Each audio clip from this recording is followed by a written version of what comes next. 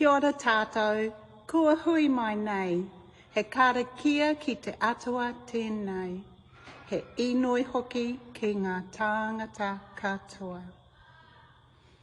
He hōnore he kororia ki te atua, he maunga rongo ki te whenua, he whakaro pai ki ngā tāngata katoa.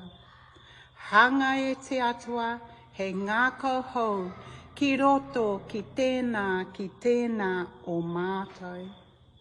Whakatongi a tō wairua tapu, hei awhina, hei tohu i a mātou, hei ākonga hoki e ngā mahi i roto i tēnei wānanga.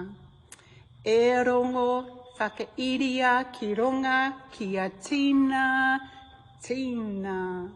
haumi e, hui e, taeki e.